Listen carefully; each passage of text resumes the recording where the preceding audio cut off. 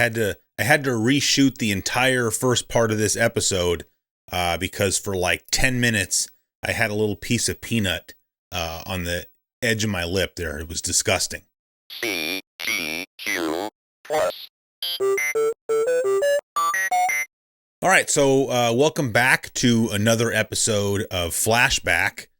Before we get started, I just have a couple things real quick. First, I posted about this on social media, but I know there are more people that watch the show than follow it on Twitter and Facebook. This is time sensitive, obviously, but next week I'm going to be in Vancouver, Canada, not Vancouver, Washington, or any other Vancouver.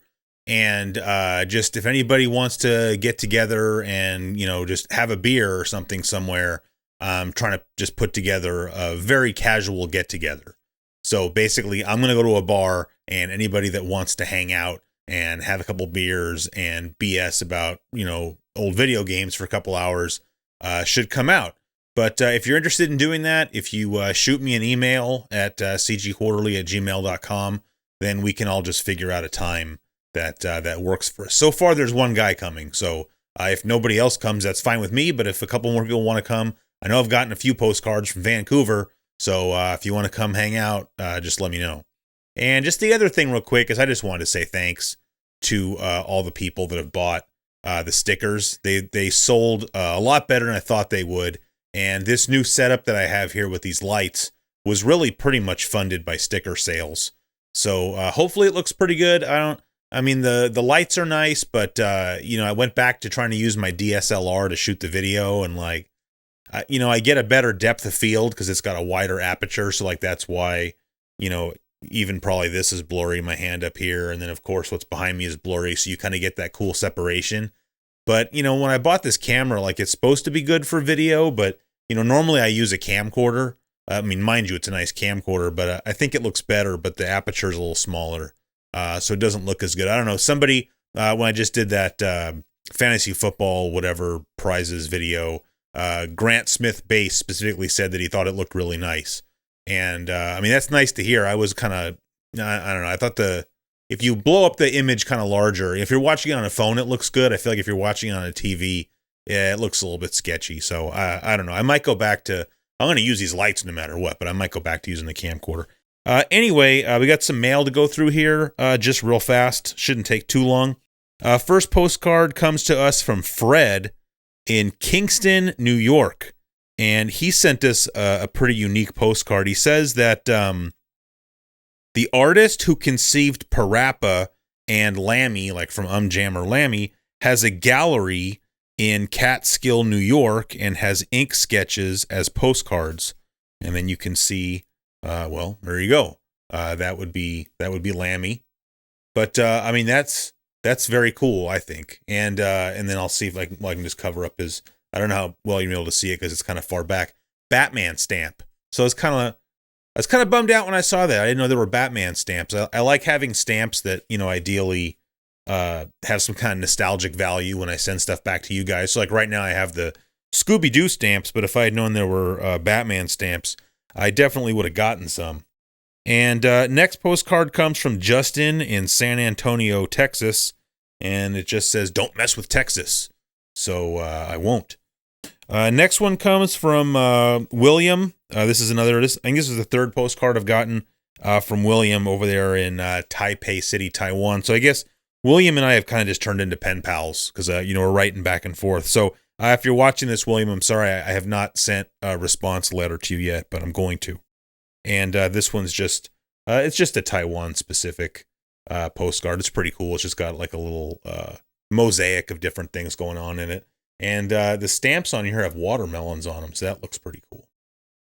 Anyway, next one here comes from Matt in Torrington, Connecticut. Torrington? Yeah, Torrington. And he says he picked up this postcard at the Retro World Expo, which I believe was in Hartford. I'd love to go to that. You know, I've been to Hartford once and was eating, I probably told this already, I was eating at the same restaurant as Judge Judy. So that was pretty exciting for me. Anyway, so this is the postcard he sent. It's, you know, adventures await at Mount Valbano. I believe this is Super Mario Odyssey. This is from, I haven't played it. I don't really play modern games too much, but that's a cool postcard.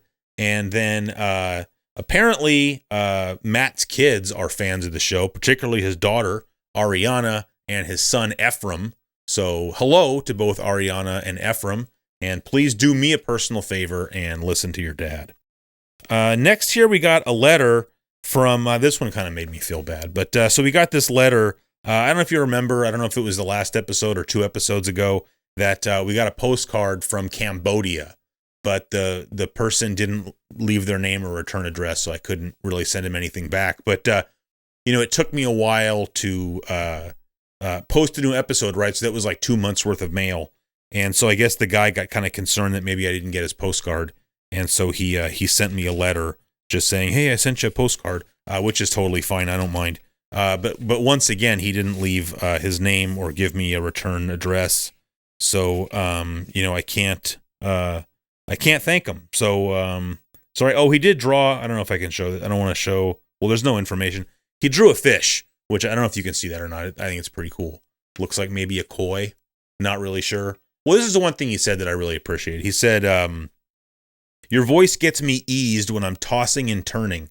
And I can really relate to that because I actually have a few videos, or I have a few channels that I will watch for the same reason. Like if I can't fall asleep at night, or I wake up at 3 a.m. and can't fall asleep, there's a couple of like go-to channels that I have that I can tune into that just, not that I don't like their content. It's not like it's boring and it puts me to sleep, but just like, it's something about the person, their demeanor and their voice can kind of sometimes help put me back to sleep. Next one here comes from, I hope I don't butcher your name. I looked up how to say it. Ellerin, I think Ellerin from Brooklyn, New York. And Ellerin sent this cool card. I think he's been, judging by what he says in here, it seems like he's watched all the episodes of Flashback, so I certainly don't think it was an accident that he sent us a Luigi postcard. And apparently this was, or it's not a postcard, it's a card, but from Club Nintendo. So I don't know if maybe he turned in some points or something to get that. But that was pretty cool. But what was really cool, so he has a small YouTube channel. I guess it's just called Casually Drawing, and where he just draws like YouTube people that he likes, right? So there's like a video called like Casually Drawing Last Gamer, or he has Casually Drawing Radical Reggie, and then he has Casually Drawing Classic Gaming Quarterly. So to me that's like super cool. I'll say the same thing about this though I said about Conrad's.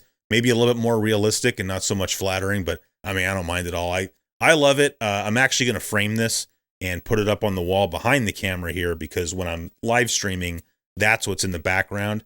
I'm going to put the link down in the description, and you can actually watch him. I don't know what you call this. It's not is drawing and painting. He uses like watercolor marker. So I don't know if you want to call that drawing or painting or whatever, but I actually subscribe to a few channels where they do stuff like that, because I just think that kind of stuff is fascinating. So yeah, it's pretty cool. So thank you, Ellerin. I really appreciate it. Last thing we got here is just a package, and I feel kind of bad about this one, but we got a package here from Adam in Goshen, Kentucky. And I think we've gotten a postcard, I'm pretty sure, from Adam. And he posted a couple months ago on, I think, Twitter. And it's either Twitter, it might have been in the by the way, we now have a Facebook group. There's a Classic Gaming Quarterly Facebook group. He might have posted this in the Facebook group. It was pictures of a video game store that he went to. And one of the pictures had a bunch of Sega CD games in it. And there was a copy of NHL 94 for the Sega CD. And I just posted, hey, somebody better grab that NHL 94. Because as I said in the NHL 94 video that I did, I think that's the best version of the game if you have a Sega CD. Not really worth buying a Sega CD just to play that. But if you already have one, then get the Sega CD version. And anyway, I guess maybe he took that as me needing it. So he sent this, he went back and picked it up and sent it to me, which, like I said, I feel bad because, I'm going to be honest with you, Adam, I already have this game. So what I'll probably end up doing, hopefully it's okay with Adam. Maybe I could just do like a giveaway. Maybe we could have like a contest, like an NHL 94 high score contest or something, and I could send it to the winner. It'd be cool to do something fun like that. So So we'll figure out something like that. But I really do appreciate it. It's very thoughtful of you. And when I opened it, I was just like, oh man, just because, I was just saying I just wanted somebody to pick it up because somebody should have that game. So that's it for mail. See, it was pretty painless this time. Some people, I think, kind of took what I said the wrong way last time, that like somehow maybe I wasn't going to do this segment anymore. And that's totally not the case. I was just making the point that, like, if you don't like it, then just skip it because I'm not going to stop doing it. So I really appreciate all the stuff you guys send me. And it's very much my pleasure to be able to feature it on the show. So with all that out of the way, let's go ahead and get to today's topic. I made a comment on Twitter the other day that, I wanted to make another one of these flashback episodes, but that I wasn't really sure what to talk about. And, some people were saying like, well, you should just talk about the next thing that happened, gaming wise chronologically. And I'm like, well, that's the point. But part of the reason that I was kind of struggling with this is that, in the last episode, I talked about how we ended up going and like moving in with my grandma, et cetera, et cetera. And the thing is, at least sort of in my memory, that was sort of this like transition point between sort of two distinct eras, if you want to call it that, of my childhood. And I feel like once we kind of go into the next era, I don't really want to come back. I don't want to be like bouncing back and forth. And I just wasn't really sure I was ready to make that jump yet.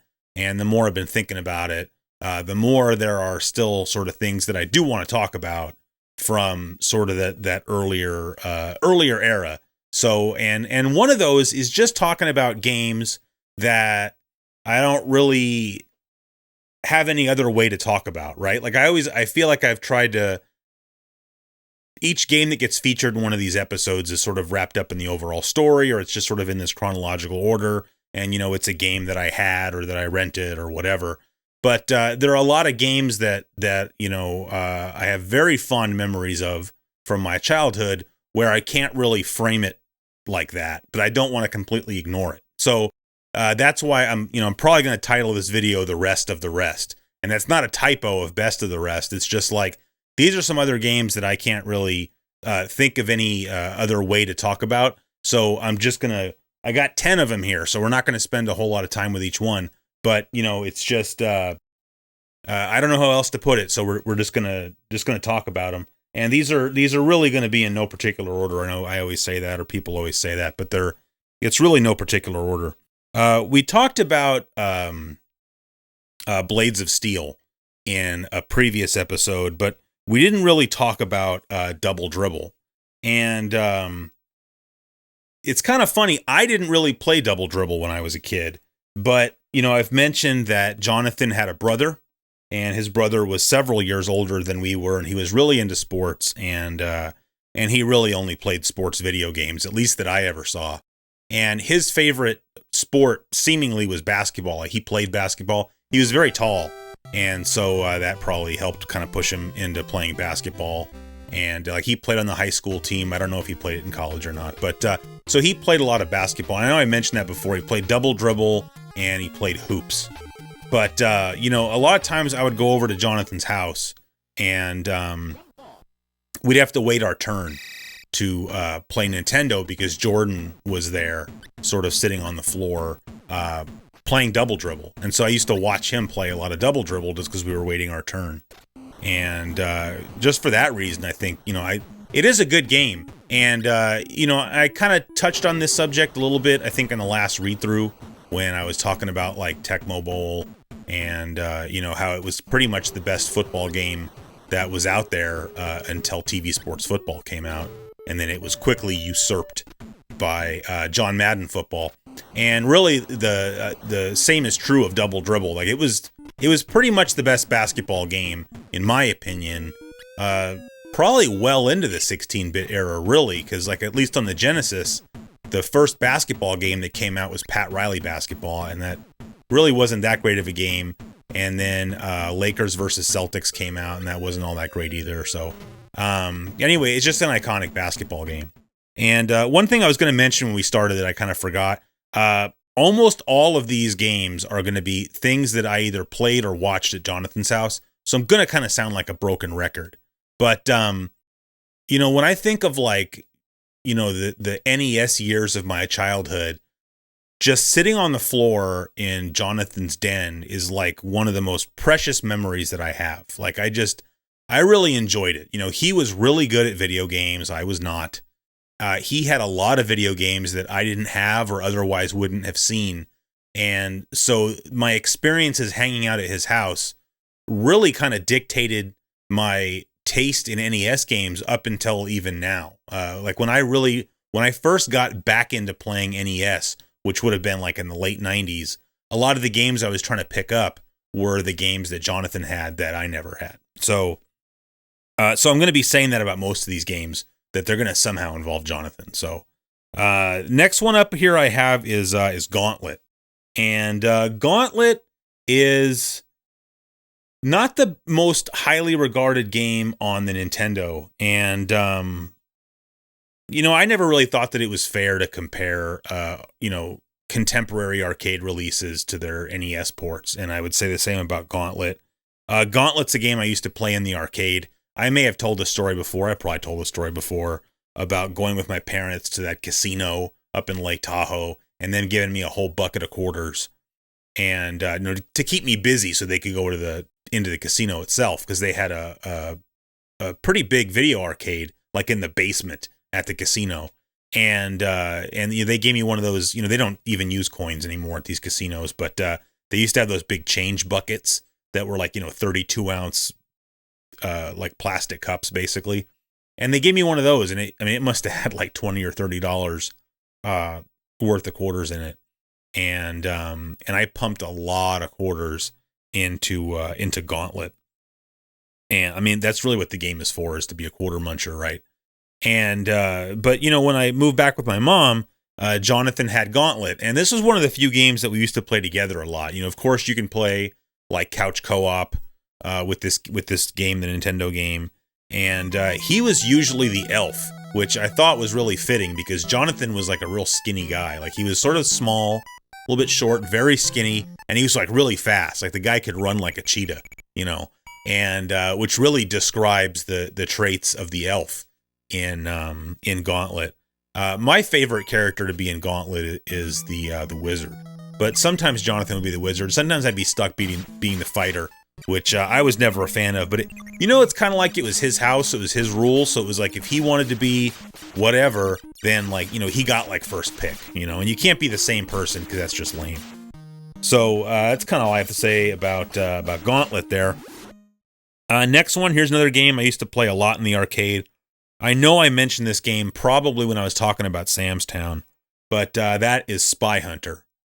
And at the arcade at Sam's Town, they had one of those cool sit-down Spy Hunters where you got in this big arcade cabinet, and it's like you were sitting in like a seat, and you had like the steering wheel that was very reminiscent of the steering wheel in Knight Rider, which is probably why I was attracted to the game, because I was a huge Knight Rider fan when I was a kid. Like, I didn't watch a whole lot of TV when I was a kid, especially like sort of the stereotypical 80s drama shows. Like, people get horrified when I say this, but like, I never watched Magnum PI and I never watched Miami Vice, just because like my parents didn't watch them, and that's like I was only like 5, 6, 7, 8 years old, and so really what you're gonna watch is at least partially dictated by what your parents watch. And the two exceptions to that were Knight Rider and the A-Team, because they weren't into that. And so if I wanted to watch Knight Rider or the A-Team, because that's the night they were on, I would have to go into their bedroom where they had a smaller TV and watch them in there. But I would have to guess that my love of Knight Rider is why I loved Spy Hunter so much. And I seem to remember that Jonathan had Spy Hunter on his Atari 5200, like way back in the day. But he also definitely had the NES version, and because he was a big Spy Hunter fan. And something we used to do, I think I mentioned one time that we would sit in class and we would draw like new levels for Super Mario Brothers. And one of the other things that we used to do is we would like draw out levels for Spy Hunter. But like, we were both kind of crafty kids, or I don't know what you want to call it, like creative. Like, we actually made little paper, whatever the car is in Spy Hunter, but we had to make it kind of bigger because it was almost like a pop-up kind of thing. Like you could pull things out of the back of it.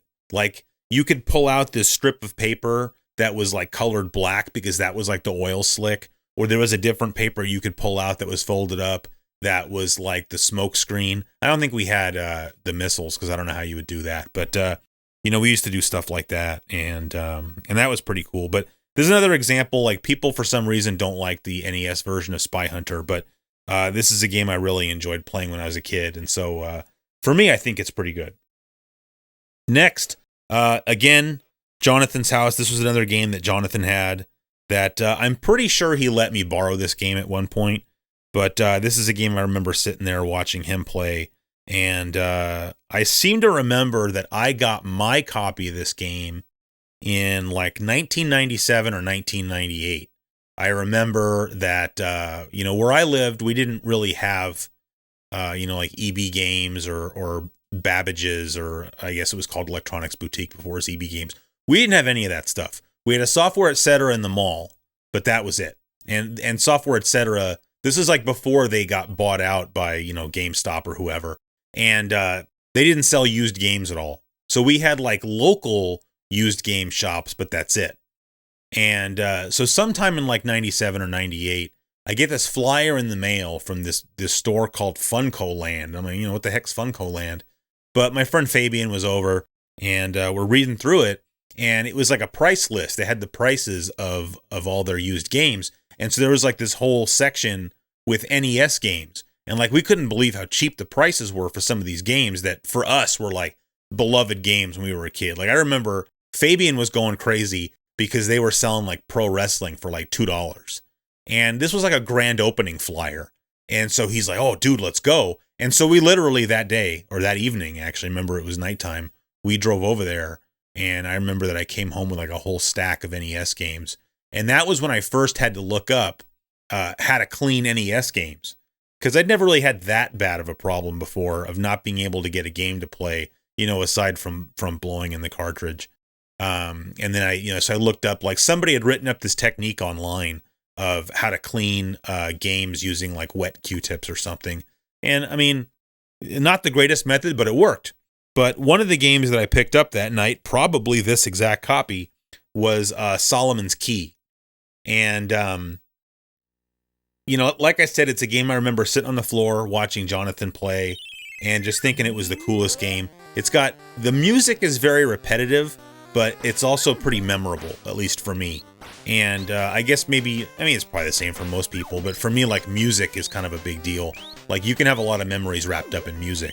And this is not the only game we're going to talk about, where music was like one of the main things about the game that I loved, and that makes me feel nostalgic for it.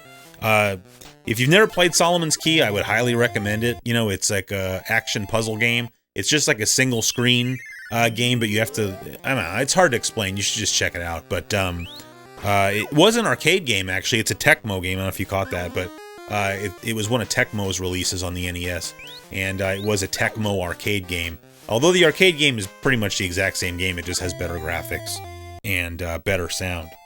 Now, the next game is not a Jonathan-related game, so isn't that exciting? So we're going to talk about him more later, but, I ended up in the 8th grade making friends with this kid named Stuart. And Stuart and I kind of became friends because we both had computers, so we're going to talk about that. Not for a few episodes yet, but Stuart had this game, and that's where I first played it. And that game is Top Gun. Sorry, there's stuff all over the label. I think if you remember, I talked about this when I was talking about my Nintendo games.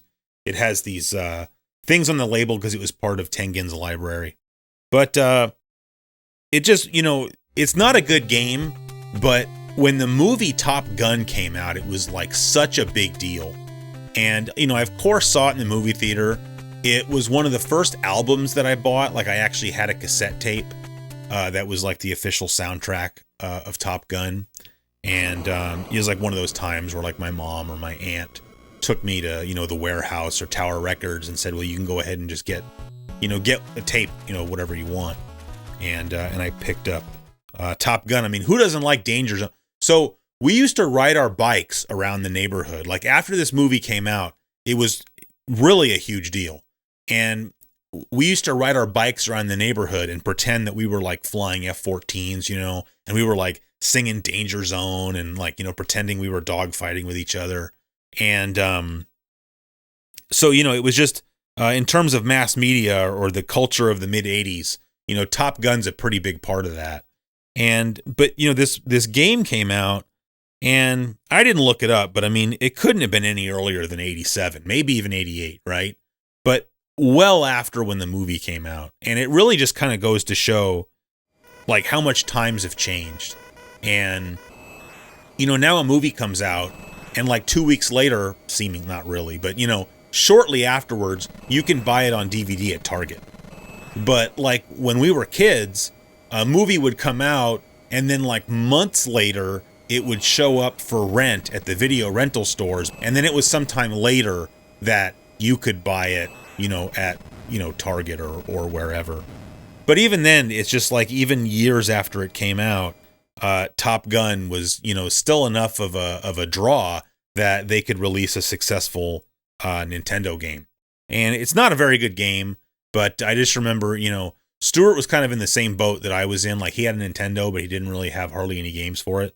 Although I think I had more than he did. But I remember him having Top Gun, and we would play it just because, we had it. It's not awful. It's just sort of an inferior version of Afterburner. Except it does have that, you have to like land on the aircraft carrier, which takes a little bit of practice, but, we were able to figure it out. All right, so we're halfway done now, so that's not so bad. The next game I got here is definitely another blockbuster title. I think I talked about this at some point, maybe only in passing though, and certainly we didn't like play through the game or anything. But, I mentioned that, at least in my memory, like 1987 was really sort of the NES's like coming out year or whatever you want to call it. That's when all of a sudden, because it came out in 85, but I think 85 and 86, it was just sort of a sleeper. And then 87, like the Christmas of 87 was when it was like the thing everybody had to have. And then I think in like 1988 was when I started, because a lot of kids I think got it for Christmas in 1987. In 88 is when you'd go over to their kids' houses and they would have it. And one of these games that I saw over at some other kid's house that, to be honest, I don't remember Jonathan having this game, although I really can't imagine that he didn't, is Mike Tyson's Punch-Out. And, this would be a good game no matter what, but the fact that it features Mike Tyson, every once in a while, an athlete comes along that transcends the sport that they are a part of, and they just become a part of pop culture. And Mike Tyson definitely was one of those athletes. Like, you didn't have to be a boxing fan to know exactly who Mike Tyson was. And like, I just have, I don't remember who he was fighting, but there's like the famous fight where he knocked a guy out in like 30 seconds. And I just remember that, and I may have mentioned this before, that I was at summer camp, which is funny. It's the only time I ever went to summer camp. And that fight happened while I was at summer camp. And like, so some kid had called home just to say hi or whatever, and found out that, this had happened in this fight, and, came back and had to tell all of us about it. And, like, I don't remember ever even actually watching a fight when I was a kid. Because, you had to get, that was like pay-per-view, right? And we never did that. I guess you'd see highlights maybe sometimes, but it was just like I didn't watch boxing, but I knew who Mike Tyson was. And as far as Punch-Out goes, I think I mentioned that I did play a little bit of Punch-Out at Sam's Town arcade. I was terrible at it. And, but then when the NES game came out, obviously it was quite a bit easier. Although I've never beaten it to this day. I can't remember who I think I can beat Soda Popinski, but I think whoever comes next, is that Macho Man? I'm not sure. I haven't been able to get past. So like, I've never even fought. Well, I've probably fought Mike Tyson because I've used the code, right? But like I said, I've certainly never beaten the game. One of the few times that Mario appears in a game as a non-playable character, he's the ref, of course. But cool game. Of course, it got re-released later as just Punch-Out because of the legal trouble that Mike Tyson got into. I don't know when that happened because I never knew anybody when I was a kid who had the non-Mike Tyson version of Punch-Out. But, you know, if I were to make, I think it would probably be in my top 5, and it would definitely be in my top 10. If I can't imagine anybody's watching this right now who has not played Mike Tyson's Punch-Out. But if somehow you haven't, for the love of God, play it. The next one, I don't really have a whole lot to say about this. I just felt like, how could I not talk about it? And that's Metroid, the original Metroid. And this would actually be another game that, I first saw at some other kid's house when I was still living with my dad in early 88, probably sometime. In fact, I want to say it was the same kid's house, maybe even on the same day as I saw Mike Tyson's Punch-Out. Now, sacrilegious as it may be, I could really never get into Metroid when I was a kid. Not because I don't think it's a good game, but just because I had no idea what to do. Like, the whole idea of having this open world where you don't have, discrete levels, didn't compute. And I know that doesn't make sense because you're going to say, well, wait a minute, what about Legend of Zelda? But it's got an overworld, but it still has, the dungeons or whatever you want to call them. So in a way, it kind of does have discrete levels. You just have to find them. But I also own that game, so I spent more time with it. But with Metroid, I don't think I ever even rented it. I may have borrowed it from somebody at some point. I'm pretty sure I borrowed it from Jonathan at some point because he had it. But I used to watch him play Metroid and was happy to do so because he seemed to know what he was doing. But what a good game. And one thing I wanted to mention was, Bithead has said multiple times that, when you were a kid, kids either seem to have Kid Icarus or Metroid, but never both. But of course, of all people, Jonathan had both. Next, here's another game that I just really wanted to mention briefly. Once again, I didn't have it. Jonathan did. But I don't know how it is anymore, but I know that at least for a long time, people used to really kind of dump on this game. And that's Zelda II, The Adventure of Link. And I'm trying not to get glare. It's very shiny. People kind of talk about Zelda 2 the same way a lot of people talk about Super Mario Brothers 2. And when I say a lot of people, I mean the people on forums 10 years ago when I used to pay attention to what other people said about game. I don't know. I don't really go on the forums anymore. I don't hang out on Reddit. So I don't, everything I'm saying might be wrong or old information. But I know that for a long time, this was sort of considered the redheaded stepchild of Zelda games. First of all, I think it's a really good game. Yes, it's a departure in the Zelda series, but it's a really good game. And when it came out, it was a pretty big deal. And what was that? Was that Christmas of '88? I want to say. I think that game and Super Mario Brothers 2 were both Christmas of '88 games, roughly. And, Jonathan got both games, I think, for Christmas that year. And at the time, they were both a big deal, and we all really enjoyed playing them. I used to go, once again, I used to go watch Jonathan play it. That's another game I think he may have let me borrow. And it's a game I picked up, in the mid-90s or something at some point. And if you have never played The Adventure of Link, don't let other people's negative opinions of it stop you from at least giving it a try. So we only have 2 more to go. This one, I mentioned there was another game where the music was almost like a standout feature for me, and that's Bobble. And not to say that Bubble Bobble's not a good game, because it is, but this was another game, I remember Jonathan picking this one up. And so some people might be wondering, how the heck did Jonathan have all these games, right? Well, I've mentioned before, every Christmas he would get 2 games and his brother would get 2 games. Of course, his brother, I think, a lot of times would get sports games. He would also get a couple games for his birthday, but Jonathan also used to make money acting, actually. He would act with a local theater group, even though we were kids. He was like a child actor. So he would get, roles for kids. And he would get paid something like $300. Now, mind you, that was a lot of work. I mean, that was in total for doing a play that he had to do, performances 2, 3, 4 times a week for maybe 4 weeks. Not including rehearsal and whatnot. And he would get a total of $300. And his mom would let him keep quite a bit of that. And so he would go run out and buy Nintendo games with it. So that's part of the reason he had such a big collection of Nintendo games. Like I know, I've probably given the impression that he was a little bit of a spoiled kid. And he kind of was, although I don't like using that word because I think when you say someone's spoiled, there's a certain element of brattiness there, and that wasn't the case with him. But he also kind of had a job, basically, and also made money that way. So when I think of sitting on the floor at his house, either playing games with him or just watching him play games, Bobble might even be the first game that comes to mind. It's something about just the art style and the music. And when I got back into playing Nintendo games in the 90s, this was one of the first games that I looked for. And another thing I remember about Bobble is,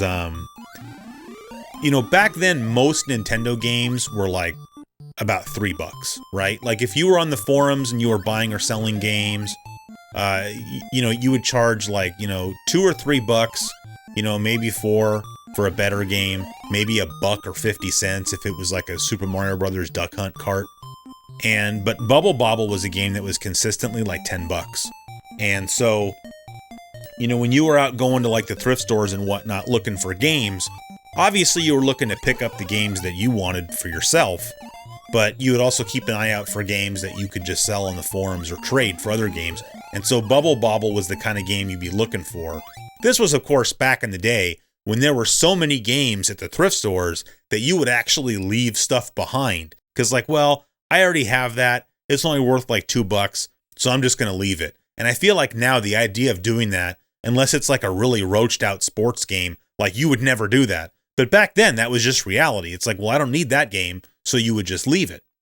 The next game is not so much that I want to talk about the game. It's just sort of the series, or at least the early part of the series. I pulled out Mega Man 2, but really we're just talking about Mega Man a little bit. And this kind of falls into the same, I don't know if you want to say category, or what I was saying about Bobble, that this is another thing that jumps to my mind when I think about hanging out at Jonathan's house, because this is another game where I don't know if I would have been exposed to it without hanging out with Jonathan. He was a big Mega Man fan, and I didn't look up like, the release years of all the Mega Man games, but I feel like, he at least had the first 3. Like, I don't know when Mega Man 4 came out versus like when I quit hanging out with Jonathan. But he had multiple Mega Man games, and I used to watch him play those quite a bit. He subscribed to Nintendo Power, so he would get the walkthroughs and whatnot. And we've talked about Mega Man already. I think I talked about Mega Man 2 on like a Q&A video or something. And I don't really know what to say. I mean, it's just, some people prefer Mega Man 3. I'll say that. I think 2's the best. I think they're all really good. You really can't go wrong playing any of them. Like, if you were gonna make a top 10 list of Mega Man, or if you were gonna make a top 10 list of NES games, how would you pick which Mega Man titles to put on there and which not to put on there? Because any of them would be a standout title on the NES if it was like its own release, right? If they weren't all Mega Man games, like if Mega Man 6 had come out in like 94 or whenever that game came out, but it hadn't have been a Mega Man game, people would still be, loving it. Because they were all good, but unfortunately they're all Mega Man games, so they get compared against each other, and some are better than others. So that's all 10 games. See, that wasn't so bad.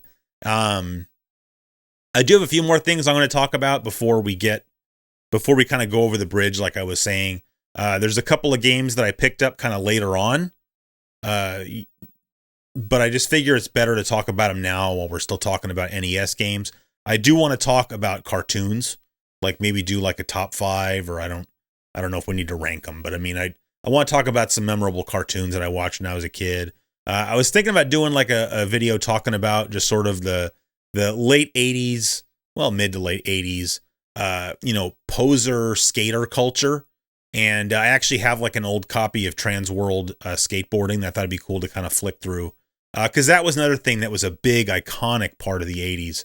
I think especially if you were a kid or a young adult, was that whole skater, surfer, BMX scene, because most kids had a skateboard, not a good skateboard, but you have some kind of skateboard. And the popular bike when we were kids were BMX style bikes. So because that whole thing was just really, really popular. And I feel like I could fill up an episode like talking about that.